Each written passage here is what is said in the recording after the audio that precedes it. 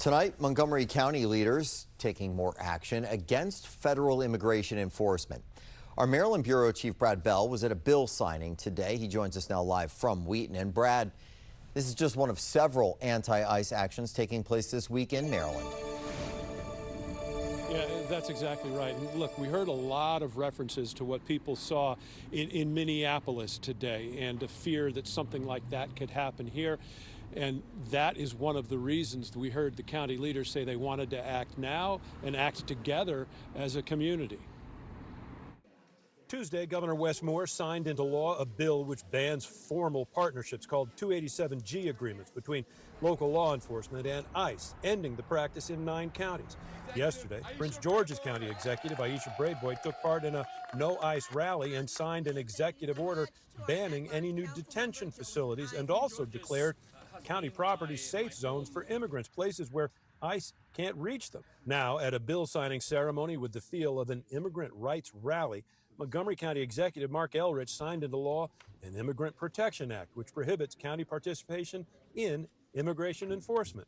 Elrich and County Council President Natalie Fani Gonzalez say they fear an enforcement surge is coming. And I think this is a way to show the public that Montgomery County is serious and we're going to be protecting one another.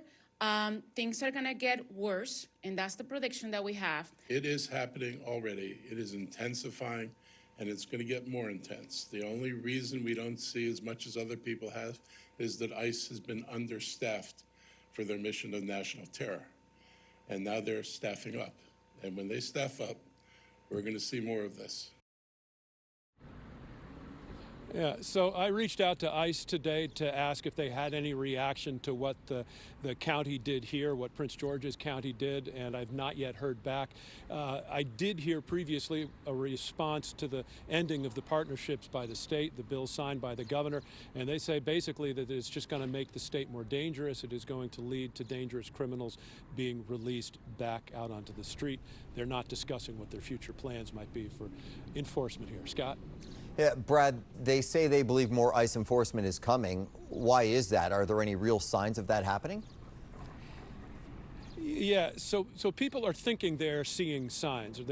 There's been talk that ICE is trying to lease 20,000 square feet of office space in Hyattsville. Prince George's County actually declined to issue a use and occupancy permit for that. We've also, of course, seen the acquisition that we've reported on of this big warehouse out in Washington County, massive, 820-some thousand square feet, and we've learned that the intention there is to turn that into a detention facility for some 1,500 people. There have been reports of people seeing new cars in various parking lots, particularly up in Baltimore City. So there are signs, but again, ICE is not signaling what their intentions are. In Wheaton, Brad Bell, 7 News. All right, Brad, and we do want to hear from you at home on this one. Scan the QR code that's on your screen to vote. How do you feel about immigration enforcement in your community?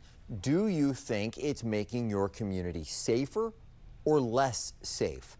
Right now, we're seeing about 60% of respondents say they think it's making things safer, but we'll keep checking back on these results through